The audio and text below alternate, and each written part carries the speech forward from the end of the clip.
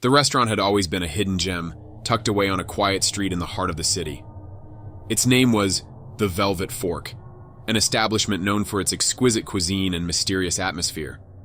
I had heard rumors of its otherworldly charm, but I never imagined just how terrifyingly enchanting it could be until the night I decided to dine there. My curiosity had gotten the best of me. I had read online reviews that spoke of a menu that changed with the phases of the moon and a dining room that seemed to shift and transform as the night progressed. The stories intrigued me, and I felt a strange pull to experience it for myself. I arrived at the Velvet Fork just after sunset. The exterior was unassuming, a quaint Victorian building with ivy-covered walls. As I pushed open the heavy wooden door, a wave of warm air washed over me, carrying with it the tantalizing aroma of food. The hostess, a striking woman with ebony hair and piercing blue eyes, welcomed me with a cryptic smile.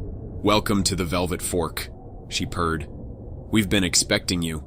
I was taken aback by her words, but I brushed it off as a quirky greeting. She led me to a table near the back of the restaurant, a cozy corner bathed in the soft glow of candlelight. The room had an eerie stillness about it, and I couldn't help but notice that the other diners spoke in hushed whispers, their faces obscured by the shadows. I perused the menu, which was filled with dishes I had never heard of before: roasted moonlit lamb, phantom pasta, and haunted haddock. The descriptions were poetic, almost hypnotic, and I found myself ordering the moonlit lamb without hesitation. As I waited for my meal, I couldn't shake the feeling that something was off. The restaurant seemed to be alive, the walls pulsating with an otherworldly energy. The candles on my table flickered as if in conversation with unseen spirits, and I could have sworn I heard faint whispers coming from the shadows. When my food arrived, it looked and smelled divine. The lamb was tender, the flavors exquisite, but with each bite, a sense of dread settled over me. The meat seemed to melt in my mouth, but it also felt as though it was consuming me from the inside.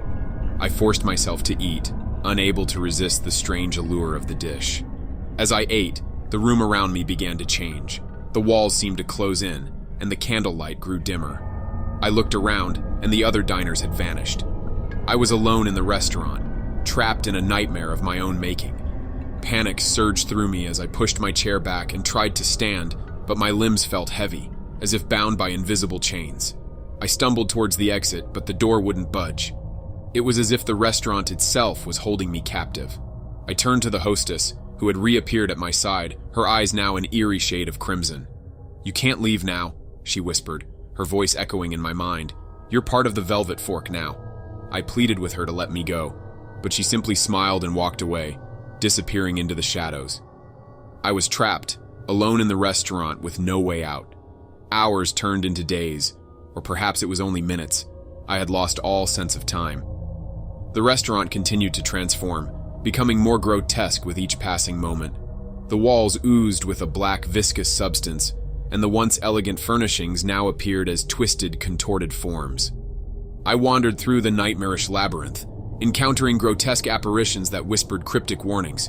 They told me that the Velvet Fork fed on the souls of those who dared to dine there, and that I was now a part of its insatiable hunger.